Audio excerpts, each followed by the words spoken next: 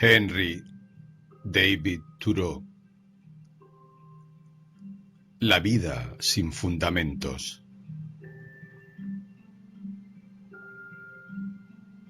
No hace mucho, en una conferencia, sentí que el expositor había escogido conceptos demasiado ajenos para él, y por eso no logró interesarme en el tema tanto como habría podido.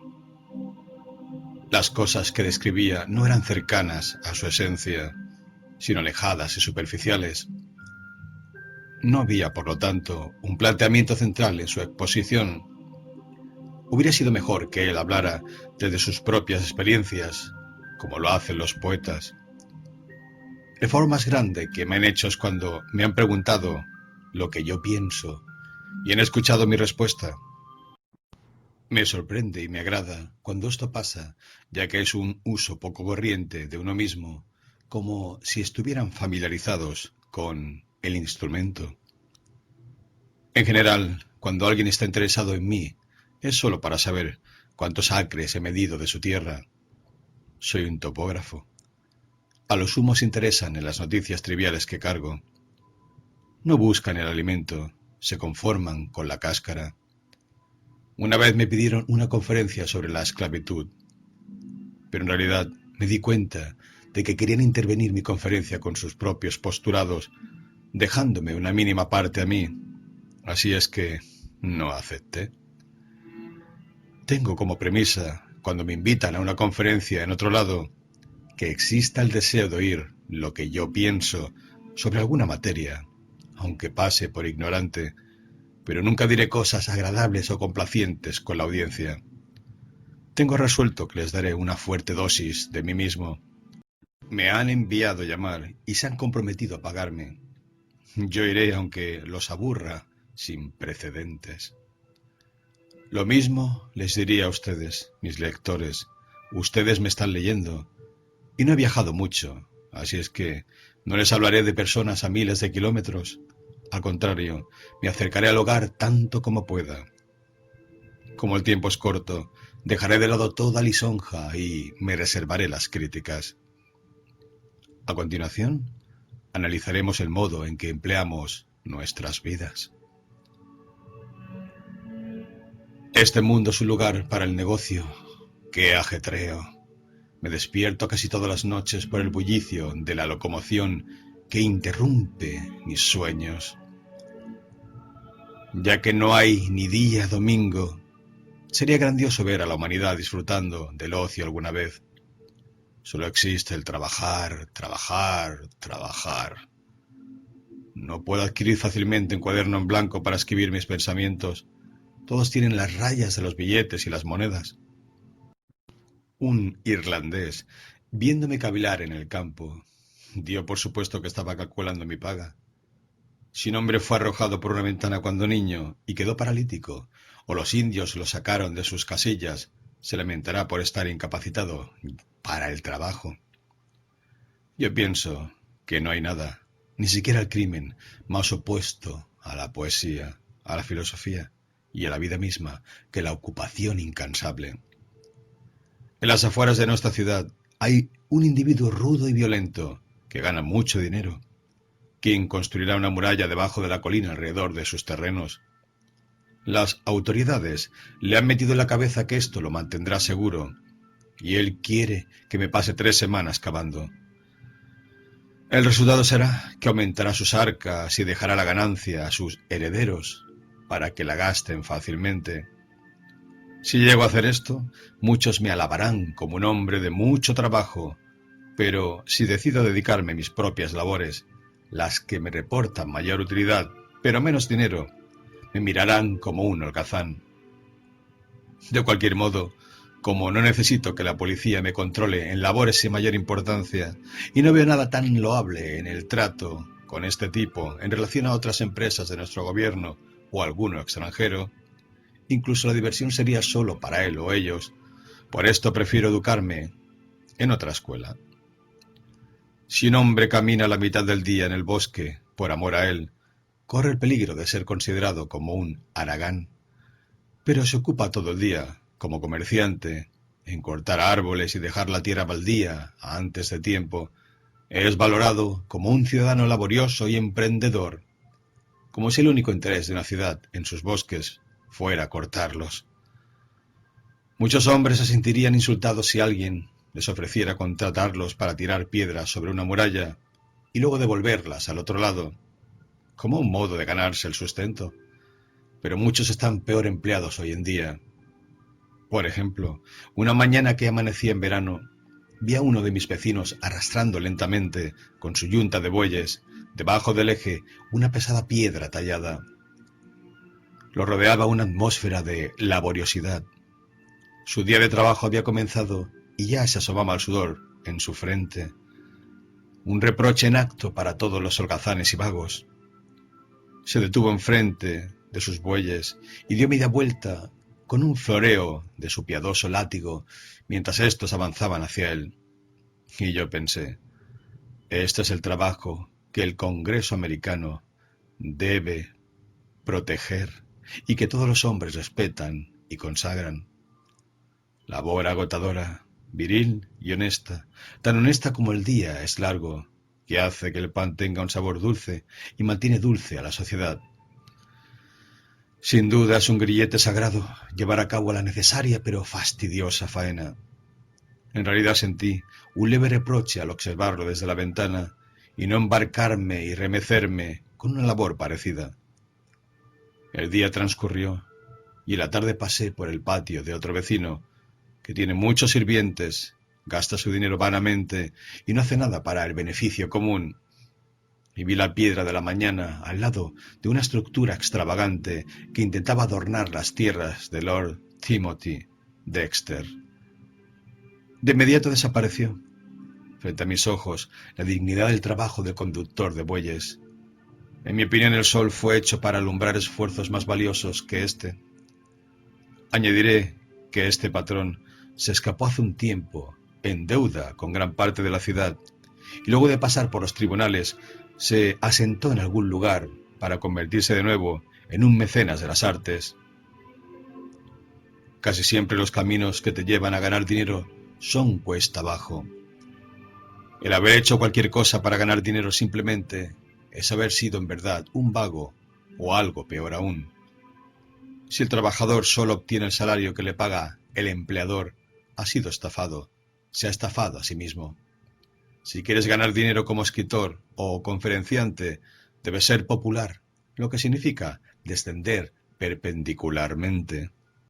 Los servicios que la comunidad paga más fácilmente son los más desagradables de retribuir. Se te paga para que seas algo inferior a un hombre, y el Estado no premia a los genios con algo muy juicioso.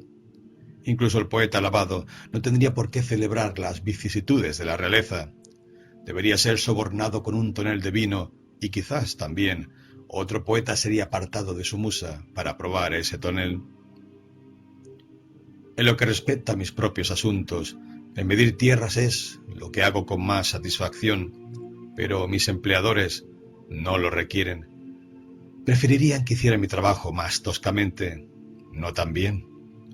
Cuando advierto que hay diferentes formas de medir, mi empleador pregunta corrientemente cuál le dará más tierra a su favor, no cuál es el más correcto.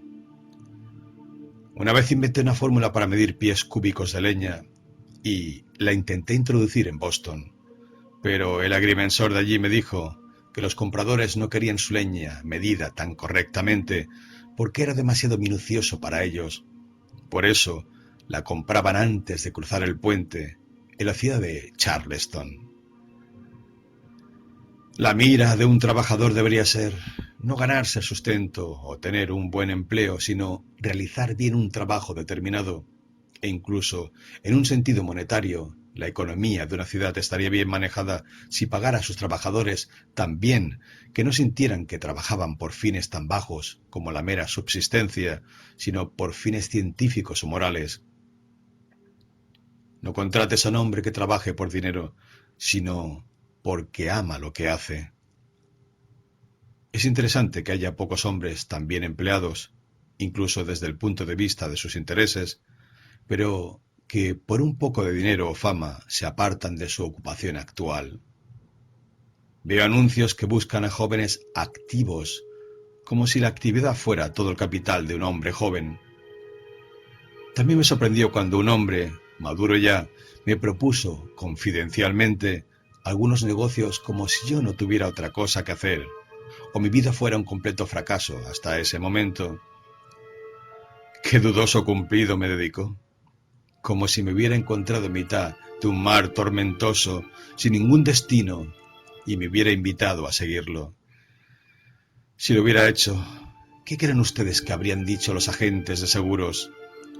No, no, no estoy sin empleo en esta etapa del viaje. Para decir la verdad, cuando era niño, vagando por mi puerto natal, vi un anuncio para marineros de primera y tan pronto tuve la edad, me embarqué. La comunidad no puede sobornar a un hombre sabio. Puedes ganar suficiente dinero como para hacer un túnel en una montaña, pero no puedes ganar suficiente dinero para contratar a un hombre que está ocupándose de sus propios asuntos. Un hombre eficiente y valioso hace lo que sabe hacer, tanto si la comunidad le paga como si no.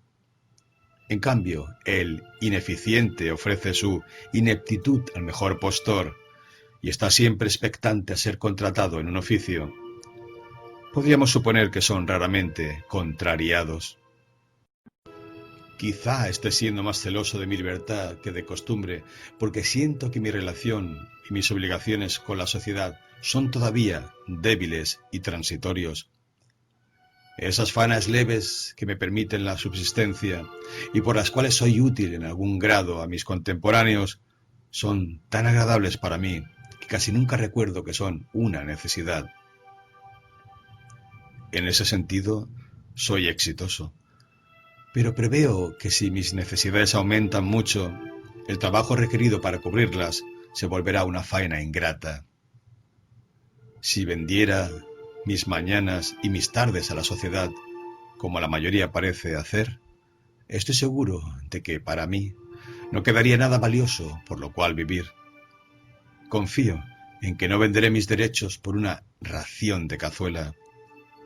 Quiero sugerir que un hombre puede ser muy laborioso y aún así no emplear bien su tiempo. No hay peor ocupación que consumir la mayor parte de la vida procurándose el sustento. Todas las grandes empresas son autosolventes. Por ejemplo, el poeta tiene que mantenerse con su poesía igual que la máquina a vapor del aserradero alimenta sus calderas con las virutas que produce. Debes ganarte la vida con lo que amas, aunque igual que los comerciantes que de 100, 97 quiebran, la vida de los hombres, guiados por este propósito, también termina en fracaso. Llegar al mundo como heredero de una fortuna no es meramente nacer, sino nacer muerto. Mantenerse gracias a la caridad de los amigos o gracias a una pensión del gobierno que te permiten continuar respirando o por cualquier otro sinónimo que describa estas situaciones es ingresar al asilo de pobres. Los domingos el desgraciado deudor va a la iglesia a hacer un balance de sus haberes y encuentra que sus gastos han sido mayores que los ingresos. Particularmente la Iglesia Católica se confiesan, renuncian a todo y se proponen empezar de nuevo. De este modo los hombres se acostarán hablando acerca del pecado, pero nunca harán un esfuerzo por levantarse.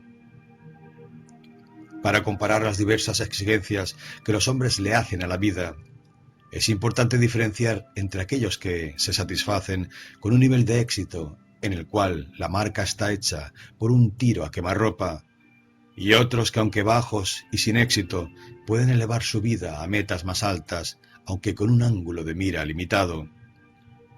Prefiero ser de estos últimos, aunque como dicen los orientales, la grandeza no se aproxima a aquel que siempre está mirando hacia el suelo, y todos aquellos que están mirando hacia lo alto se están empobreciendo. Es digno de tomar en cuenta que hay muy poco o nada escrito sobre el tema de ganarse la vida. Cómo ganarse la vida de un modo no meramente honesto o decente, sino que al mismo tiempo incitante y extasiante. Ya que si la vida no es así, no es vida. Si uno mira la literatura, podríamos pensar que este asunto no ha provocado una reflexión personal. ¿Será porque los hombres están tan disconformes con sus experiencias que no quieren ni hablar de ellas?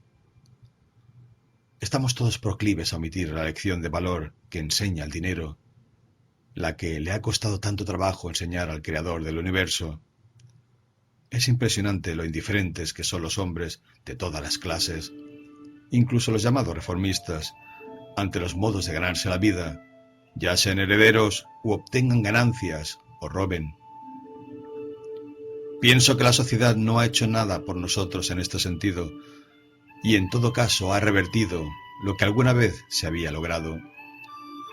El frío y el hambre me parecen más afines con mi naturaleza que los métodos que los hombres han implementado para detenerlos. El epíteto sabio está, la mayoría de las veces, mal aplicado. ¿Cómo puede alguien ser llamado sabio si no conoce una forma mejor para ganarse la vida que el resto? ¿No será que solo es un poco más astuto e ingenioso? ¿Opera la sabiduría como una rueda de disciplina? ¿O nos enseña cómo triunfar con su ejemplo? ¿Existe algún tipo de sabiduría que no se aplique a la vida? ¿Es la sabiduría solo el molino que muele finalmente la lógica? Es oportuno preguntarse si Platón se ganó la vida de un modo más exitoso que sus contemporáneos, o sucumbió ante las dificultades de la vida como cualquiera. ¿Dio la impresión de prevalecer sobre algunos de ellos solo por su indiferencia? ¿O se dio aires? ¿O acaso le fue fácil subsistir porque su tía lo recordó en su testamento? Los modos que los hombres tienen de ganarse la vida, de vivir, son meros sucedáneos y una evasión del verdadero asunto de la vida, en parte porque no saben y en parte porque no pretenden nada mejor. La lucha en California, por ejemplo, y la actitud general, no meramente de los comerciantes, sino de los filósofos y los llamados profetas, reflejan el mayor estigma de la humanidad, el que tantos quieran vivir de la suerte y quieren controlar el trabajo de otros con menos suerte, sin aportar en nada al desarrollo de la sociedad. Y a eso se le llama capacidad emprendedora. No hay un modo más precipitado de consagrar la inmortalidad del comercio y de todas las formas banales de ganarse la vida. El valor de la filosofía, de la poesía, de la religión, como muestra de humanidad, queda al nivel del polvo de un vejín. El cerdo que se gana la vida escarbando, removiendo la basura, podría avergonzarse de una compañía como esa. Si yo pudiera obtener la riqueza de todo el mundo estirando mi dedo, no pagaría un precio tan alto por ella. Incluso Mahoma sabía que Dios no hizo el mundo como si fuera una broma. Esto convertiría a Dios en un caballero adinerado que reparte puñados de monedas para ver cómo la humanidad se disputa por ellas. La lotería del mundo. La subsistencia en medio de la naturaleza sería un asunto de lotería. Qué crítica, qué sátira de nuestras instituciones. La conclusión será que la humanidad debe colgarse de un árbol. ¿Han enseñado todos los preceptos bíblicos solo esto a los hombres? ¿Es acaso el rastrillo para la basura el último y más admirable invento de la humanidad? ¿Es este el plano en el que tienen un encuentro orientales y occidentales? ¿Nos indujo Dios a ganarnos la vida así, cultivando donde no hemos sembrado y esperando que nos recompensen con pepitas de oro? Dios le dio al hombre recto un certificado, autorizándolo a alimentarse y vestirse, pero el hombre injusto se apropió de una copia del mismo que había en el baúl de Dios y obtuvo comida y ropas como el primero. Este es uno de los mayores fraudes que el mundo ha visto. Yo no sabía que la humanidad estuviera sufriendo por la necesidad del oro. Solo lo he visto en pequeñas cantidades y sé que es muy maleable, pero no tanto como el ingenio. Un grano de oro hará relucir una gran superficie, pero no tanto como un grano de sabiduría. Los buscadores de oro en las quebradas de las montañas son mucho más jugadores que aquellos de los casinos de San Francisco. ¿Qué diferencia hay entre tirar el lodo y tirar los dados? Si tú ganas, la sociedad pierde. Los buscadores de oro son los enemigos del trabajador honrado, a pesar de las compensaciones y restricciones que puedan haber. No me es suficiente escuchar que has trabajado duro para conseguir tu oro. También el diablo trabaja duro. El camino de la transgresión puede ser duro en muchos aspectos. Incluso el observador más modesto que vaya a las minas verá y dirá que buscar oro es como a la lotería. El oro que se obtiene no es lo mismo que el salario que se gana con un trabajo. Este observador en la práctica olvida todo lo que vio, en tanto eran solo hechos y no fundamentos. Se involucra comprando un boleto como en cualquier otra lotería, aunque no sea tan obvia. Una tarde después de leer el relato de Howitt sobre los buscadores de oro en Australia, tuve toda la noche en mi mente los numerosos valles con sus quebradas, todas perforadas por asquerosas fosas de 10 a 100 pies de profundidad, de media docena de pies de ancho, tan estrechas como permitía cavar y medio cubiertas de agua. En ellas los hombres buscan tenazmente sus fortunas, inseguros de dónde tienen que cavar, sin saber si el oro está bajo su terreno o no, cavando a veces 100 o 60 pies antes de tocar la veta, o bien perdiéndola por un pie. Se transforman en demonios sin importarles los derechos de los otros, ansiosos por la riqueza. Valles completos a lo largo de 30 millas, convertidos en panales con las fosas de los mineros. En ellas han muerto ahogados cientos de mineros. Sumergidos en el agua y cubiertos de barro, trabajan día y noche moribundos de agotamiento y enfermedad. Después de leer esto, y en parte olvidarlo, pensé en mi propia vida insatisfactoria, haciendo lo que hace todo el mundo. Con esa visión de las excavaciones en mente, me hice la pregunta: ¿por qué no ir a lavar oro diariamente, aunque fueran solo pequeñas partículas? ¿Por qué no excavar y socavar pozos de minas en busca de oro en mi interior? Hay un valar o un bendigo para mí, sin importar que la zanja sea estrecha. Puedo seguir algún camino, de todos modos, aunque sea solitario, torcido y estrecho, en el cual caminar con amor y respeto. Donde quiera que un hombre se aparta de la masa y sigue su propio camino, encontrará una bifurcación, mientras el resto solo verá una brecha en la valla. El camino solitario será el más elevado de los dos. Los hombres luchan en California y Australia como si el verdadero oro estuviera allí, cuando en realidad van en sentido contrario. Ellos se apartan buscando cada vez más lejos de la línea verdadera y son más desgraciados cuando se creen más exitosos. ¿No es acaso nuestra tierra natal aurífera?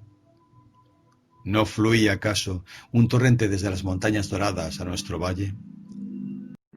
¿No ha formado esta corriente durante muchas eras geológicas las partículas brillantes y las pepitas de oro para nosotros? Aunque sea un extraño, si un buscador de oro se escabulle persiguiendo este oro de ley hacia los desiertos que nos rodean, no habría peligro en que cualquiera siguiera su pista y lo suplantara. Puede incluso socavar todo el valle, tanto lo cultivado como lo no cultivado, durante toda su vida, sin que nadie le cuestione sus derechos. A ellos no les importará ni su origen ni su hombría.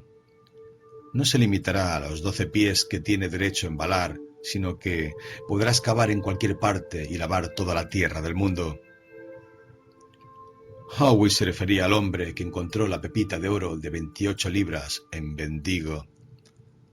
De pronto empezó a beber, compró un caballo, recorrió el lugar a todo galope y, si se topaba con alguien, le preguntaba si sabía quién era él para informarle que era el maldito miserable que había encontrado la pepita de oro. Terminó chocando a todo galope en contra de un árbol y por poco se saca los sesos. Yo pienso que no habría tanto peligro en esto, porque de todas formas ya se había sacado los sesos con la pepita de oro. Howitt agrega: es un hombre completamente arruinado, pero representa muy bien a la especie. Son todos hombres temerarios. Basta escuchar los nombres de los lugares de excavación: llano del imbécil, barranco de la cabeza de oveja, banco de arena del asesino, etc. ¿No habrá ironía en estos nombres? Déjenles cargar su mal ganada riqueza donde quieran. Sigo creyendo que deben de vivir en el llano del imbécil, o si no, en el banco de arena del asesino. Las últimas fuerzas las obtuvimos del robo de las sepulturas del Istmo de Darién, una empresa que parece estar en sus comienzos porque la votación ha pasado a segunda instancia en la legislatura de Nueva Granada, que regula los asuntos de minas, y un corresponsal de la Tribuna escribió: en la estación seca, cuando el tiempo permita tener una panorámica adecuada, sin duda que se encontrarán otras ricas huacas sepulturas.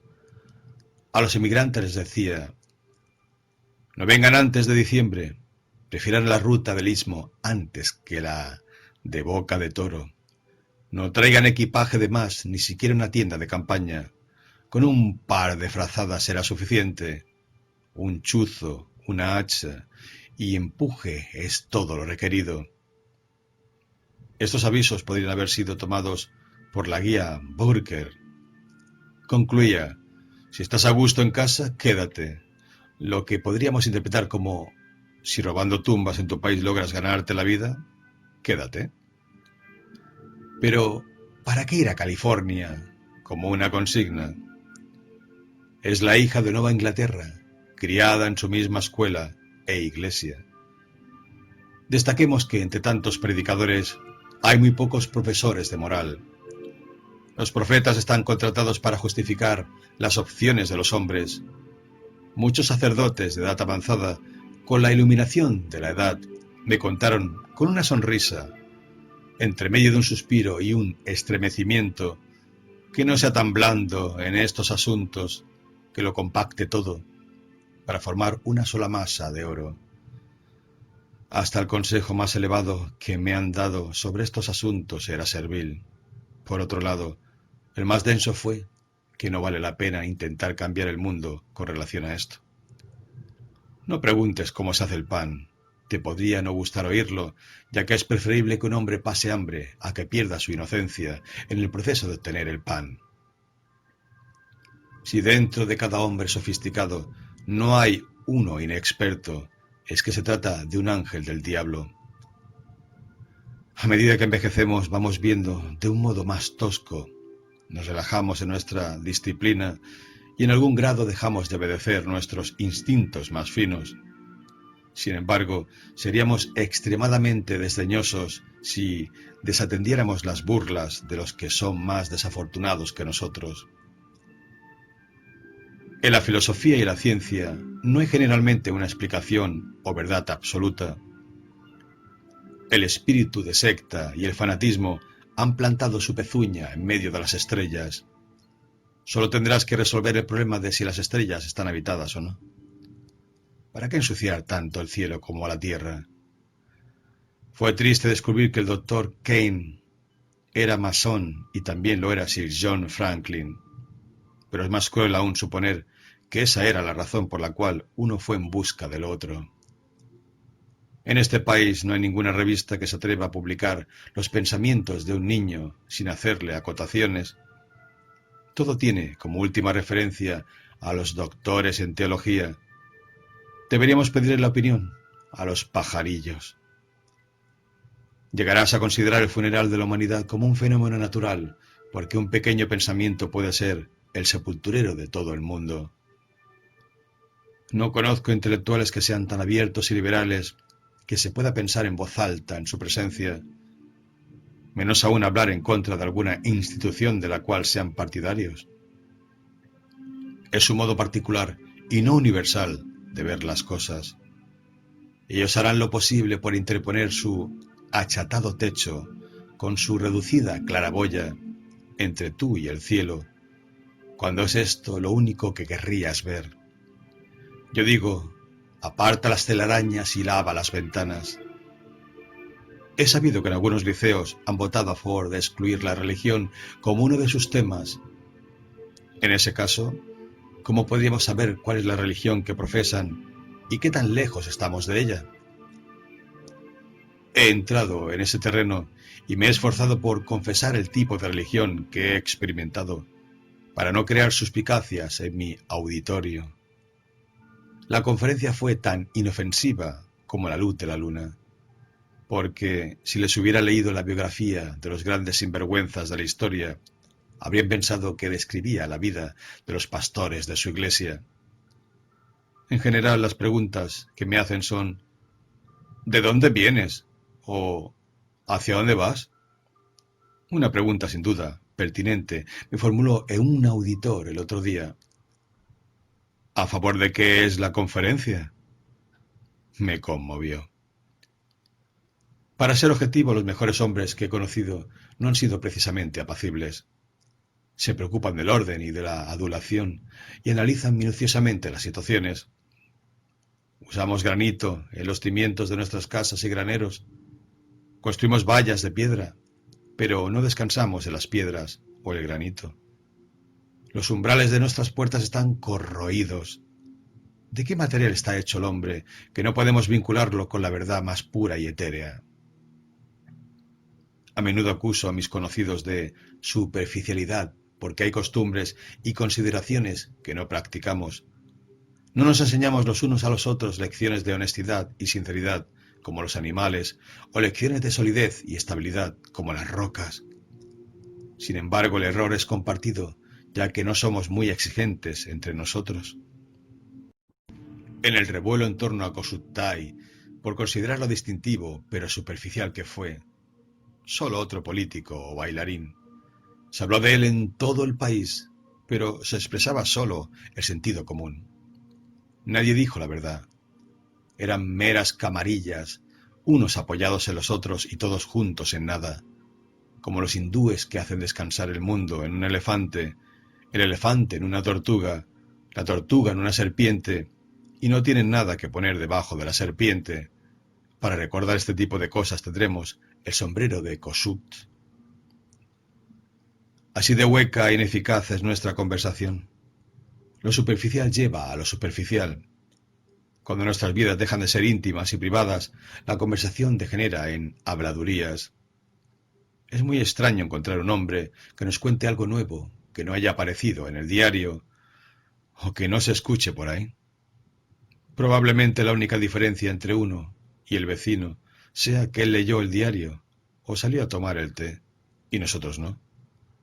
A medida que nuestra intimidad decae, vamos más seguido al correo. Es seguro que el pobre tipo que camina con muchos sobres en la mano, orgulloso de su correspondencia, hace mucho que no sabe nada de sí mismo. Yo diría que es mucho ya leer un periódico a la semana. Lo intenté recientemente, pero por poco me pareció que no estaba en un lugar conocido. El sol, las nubes, la nieve, los árboles no hablan tanto. No puede servir a dos amos. Se requiere más de un día de contemplación para conocer e impregnarse de la riqueza de un solo día. Nos podríamos avergonzar de contar las cosas que oímos o leímos en un día. No sé por qué nuestras novedades tienen que ser tan triviales, si nuestros sueños e ilusiones no lo son. ¿Por qué su puesta en práctica es tan miserable? La mayor parte de las noticias que oímos no requieren mucho talento. Es la rancia repetición. ¿Te habrás preguntado alguna vez por qué hay tanta tensión en algunas experiencias que has tenido? Después de 25 años te deberías topar con Hobbins, el registrador de hechos, de nuevo en tu camino. ¿No hemos avanzado nada acaso? Así son las noticias diarias. Los hechos son como esporas de helechos que flotan en la atmósfera y se posan sobre un tronco, como si fuera la superficie de nuestra mente, para crecer como plantas parásitas. Debemos purgarnos de estas noticias. ¿Tendría alguna consecuencia la explosión de nuestro planeta si no hubiera personajes involucrados? En realidad no tenemos mucha curiosidad por estos acontecimientos. No vivimos para el ocio recreativo, ni para correr a la próxima esquina a ver cómo explota el mundo. Todo el verano y parte del otoño los pasaste sin periódicos, y ahora te das cuenta que fue porque todo el día estaba lleno de novedades y había suficientes acontecimientos en tus paseos. No estabas pendiente de los sucesos en Europa, sino de tus propios asuntos en Massachusetts. Si escoges vivir y moverte en el estrecho plano de los acontecimientos que son noticia, más delgado que el papel en el que se imprimen, éstas llenarán tu mundo. Pero si estás en otro plano, por encima o por debajo de este, estos acontecimientos no te afectarán, ni tú a ellos. Si vemos el sol que se pone y esconde cada día y participamos en el curso del universo, conservaremos nuestra salud. Las naciones, ¿qué son las naciones? Tártaros, hunos y chinos, como un enjambre de insectos. Los historiadores se esfuerzan en vano por hacerlos trascender. Es porque nos falta el hombre que necesitamos a los hombres. Son los individuos los que pueblan el mundo. Todo hombre pensante dirá lo mismo que el espíritu de Odín. Miro las naciones desde la altura y se convierten en cenizas delante de mí. La calma es mi morada entre las nubes. Apacibles son los campos de mi descanso. Roguemos para que se nos permita vivir sin que nos conduzcan perros como a los esquimales, cruzando colinas y valles y mordiéndose las orejas unos a otros. Tiemblo levemente ante el peligro que representa el haberme dado cuenta que muchas veces estoy muy cerca de aceptar trivialidades como las noticias de la calle, y no dejará de asombrarme lo dispuestos que están los hombres a llenarse la cabeza con esa basura y a permitir que rumores ociosos y cosas insignificantes entren a un terreno que debería ser sagrado para el pensamiento. ¿Debe ser la mente una cancha pública donde los asuntos de la calle y las habladurías de sobremesa sean tratados? ¿O debe ser una instancia divina como un templo consagrado al servicio de los dioses? Me resulta muy difícil deshacerme de los pocos hechos que me parecen significativos para atender a los insignificantes, los cuales solo una mente divina podría dilucidar. Así son la mayor parte de las noticias de los diarios y las conversaciones. Por eso es importante mantener la mente limpia. Admitir en nuestros pensamientos los detalles de un solo caso del juzgado del crimen es profanar la santidad por una hora, lo que representa demasiado tiempo para transformar nuestra intimidad en una barra de bar. Del mismo modo que el polvo de la calle ha sido objeto de nuestros pensamientos, incluso la calle, con su tráfico, su bullicio y suciedad, ha ocupado el altar de nuestros pensamientos. ¿No es acaso un suicidio moral e intelectual? Cuando me he visto obligado a ser espectador en un tribunal de justicia y he visto a mis vecinos, los que no estaban obligados a estar ahí, escabulléndose a hurtadillas, se me pasa por la mente que al sacarse sus sombreros, sus orejas se transforman en embudos, buscando el sonido con el cual saturar sus estrechas mentes. Como las aspas de un molino de viento que toman la corriente ancha pero superficial del sonido y después de un par de vueltas en sus fraudulentos cerebros pasa al otro lado. Me sorprendería que fueran tan meticulosos como para lavar sus oídos después de hacerlo con sus manos. Me pareció, de repente, que los auditores y los testigos, el jurado y el abogado, el juez y el criminal, que puedo presumir culpable antes de su condena, eran igualmente culpables y que les caería un rayo para aniquilarlos. Evita con todo tipo de trampas y señales, amenazando con castigos divinos, que alguien transgreda el único terreno que es sagrado para ti. Es difícil olvidar lo que no nos sirve recordar. Si tengo que ser un torrente, prefiero ser un arroyo de montaña o una corriente del Parnaso, pero no una cloaca de ciudad.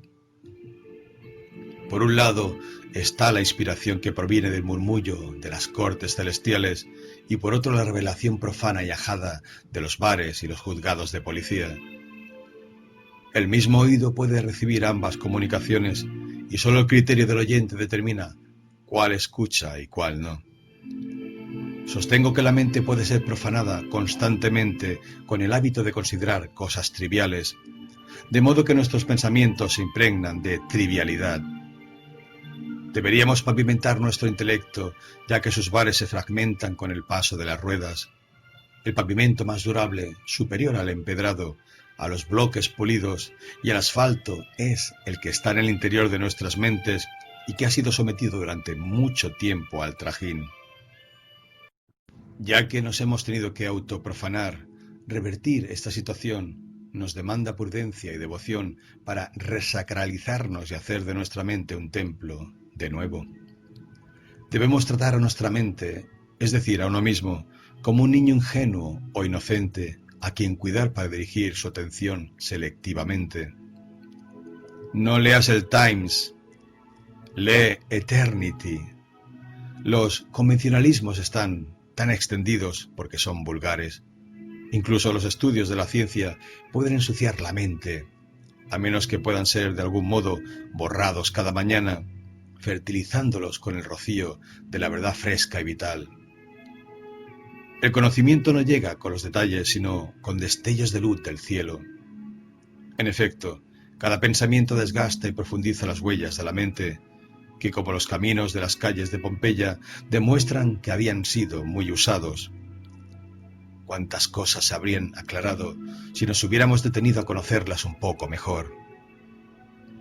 Sería mejor dejarlos conducir sus carros mezquinos, incluso a paso lento, sobre el glorioso trayecto que confiamos en pasar, al final de nuestras vidas, desde el lejano borde del tiempo a la cercana orilla de la eternidad. ¿Es que acaso no tenemos cultura ni delicadeza, sino habilidades para vivir ordinariamente y servir al diablo? ¿O para acumular riquezas mundanas y fama o libertad con las cuales proyectar una falsa imagen como si fuéramos solo cáscaras y conchas sin médula o sustancia viva en su interior? Deben ser nuestras instituciones como esas vainas que pinchan sin fruto dentro, que solo sirven para dañar los dedos. Los Estados Unidos son proclamados como el terreno donde se da la lucha de la libertad. Pero seguramente esta libertad no tiene un significado meramente político. Incluso si concediéramos que el norteamericano se ha liberado de la determinación política, es esclavo todavía de la economía y la moral. Ahora que se ha asentado la república, res pública, es hora de preocuparnos por la res privata, los asuntos privados, tal cual el Senado romano encomendó a sus cónsules que los asuntos privados no se vieran mermados. Ne quid res privata detrimentu caperet. ¿Podemos llamar a esto la tierra de la libertad?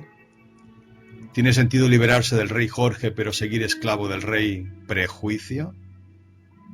¿Tiene sentido nacer libre y no vivir como tal? ¿Qué otro valor tiene la libertad política sino como libertad moral? ¿Alardeamos de la libertad para no estar sometidos o de la libertad para ser esclavos? Somos una nación de políticos que defiende solo superficialmente a la libertad.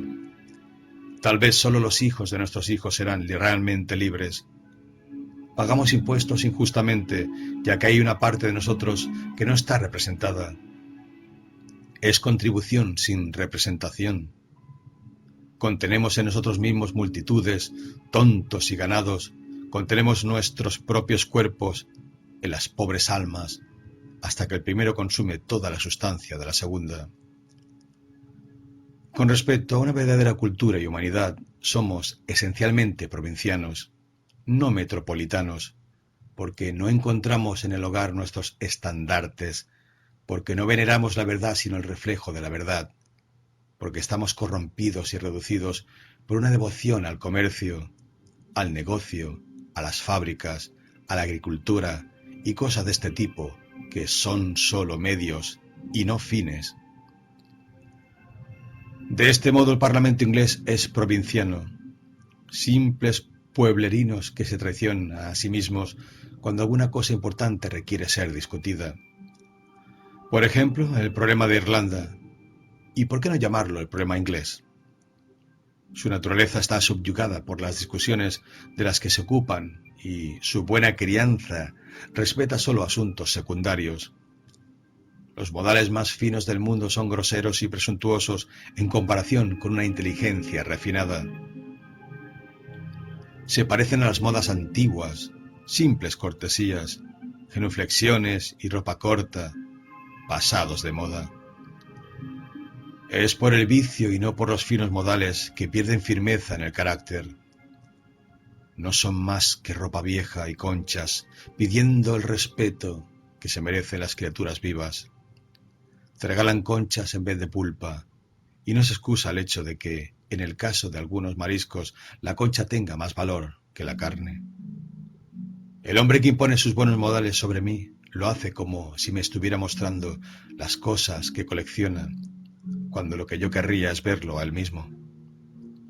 No fue en este sentido que el poeta Dekker llamó a Cristo el primer caballero verdadero que haya existido jamás. Repito que en este sentido la corte más espléndida de la cristiandad es provinciana porque tiene autoridad para tratar los asuntos transalpinos, pero no los romanos. Un pretor o procónsul sería suficiente para resolver los problemas que acaparan la atención del Parlamento inglés o el Congreso americano. Y yo que pensaba que el gobierno y la legislación eran profesiones respetables. Hemos oído de los angelicales Numas y Licurguses y Solón en la historia de la humanidad, nombres que quedarán como legisladores ideales, pero piensen en lo que significa legislar para regular la producción de esclavos o la exportación de tabaco. ¿Qué harían los legisladores divinos con las exportaciones o importaciones de tabaco? ¿Qué harían los legisladores humanos con la producción de esclavos? Supongo que tuvieras que pedirle la opinión al Hijo de Dios sobre estos asuntos. ¿No tendría él hijos en el siglo XIX? ¿Es una familia extinguida? ¿En qué condiciones podríamos revivirla? ¿Qué diría un estado como el de Virginia el día del juicio final cuando su producción principal ha sido el tabaco y los esclavos? ¿Qué suelo es ese para el patriotismo? He sacado estos datos de estadísticas que los mismos Estados Unidos han publicado. Un comercio que cruza océanos para buscar nueces y pasas, y en este propósito transforma en esclavos a sus marineros. Vi el otro día un barco que había naufragado y se perdieron muchas vidas. Su carga y destrozos de bayas de enebro y almendras amargas estaban esparcidos por toda la playa. Parece que no vale mucho la pena desafiar los peligros del mar. Entre Leghorn y Nueva York, por un cargamento de bayas de enebro y almendras amargas. América enviando a buscar amarguras del viejo mundo. ¿No son los besugos o los naufragios lo suficientemente amargos como para declinar la copa de la vida en el mar? Así es en gran medida el comercio por el que tanto alardeamos. Y hay quienes se autoproclaman hombres de Estado o filósofos, pero son tan ciegos como para pensar que el progreso y la civilización dependen precisamente de este tipo de actividades e intercambios. La actividad de mosca sobre un tonel de melaza. Todo estaría bien, dijo alguien, si los hombres fueran ostras, y mejor aún, respondo yo, si fueran mosquitos. Lieutenant Herdon, enviado por el gobierno a explorar el Amazonas y extender el área de la esclavitud, dijo que allá se requería una población activa y emprendedora que sepa lo que son las comodidades de la vida y que tengan necesidades artificiales que le permitan extraer del país sus múltiples recursos. Pero, ¿qué son las necesidades artificiales que deben ser alentadas? Yo creo que no lo son el amor a la lujuria, como el tabaco y los esclavos de su Virginia natal, ni el hielo ni el granito, riquezas materiales de nuestra nativa Nueva Inglaterra, tampoco son los múltiples recursos del país, la fertilidad o esterilidad de sus suelos para producir. La principal necesidad de los habitantes de cualquier estado en el que he estado es su alta y fervorosa determinación. Solo ésta desarrolla los múltiples recursos de la naturaleza y la sobreexplota, para que el hombre muera naturalmente fuera de ella. Cuando necesitamos más la cultura que las patatas y la iluminación más que las golosinas, entonces los grandes recursos del mundo están siendo desarrollados y explotados. Y el resultado, o la principal producción, no son esclavos ni trabajadores, sino hombres, esos extraños frutos llamados héroes, santos, poetas, filósofos y redentores. En resumen, tal cual se forma un ventisquero cuando el viento se calma, podríamos decir que donde se aquieta la verdad, surge una institución, pero la verdad sigue soplando sobre ella y a la larga la derrumba.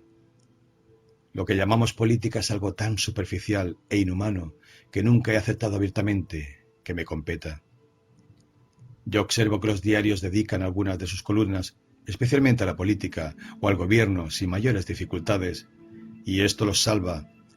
Pero como yo amo la literatura y en algún grado también la verdad, no leo estas columnas por ningún motivo, ya que no quiero embotar mi sentido de la justicia.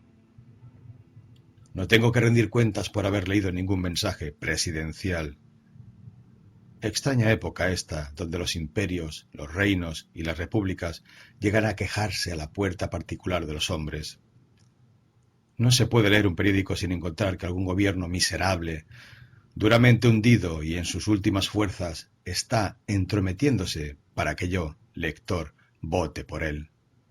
Más inoportuno que un mendigo italiano, del cual pudiera tener ocasión de mirar su certificado, extendido quizás por algún clérigo negociante o por el patrón del barco que le trajo, y que, como no puede hablar mi idioma, debe leer acerca de la erupción de algún Vesubio o la crecida del Po, real u olvidado, que lo llevó a esa condición.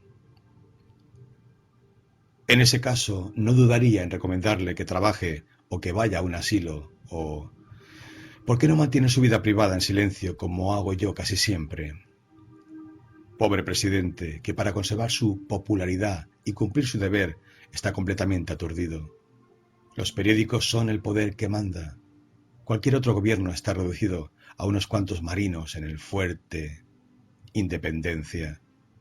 Si un hombre omite leer el Daily Times, el gobierno se pondrá de rodillas ante él, porque esa es la única traición en estos días.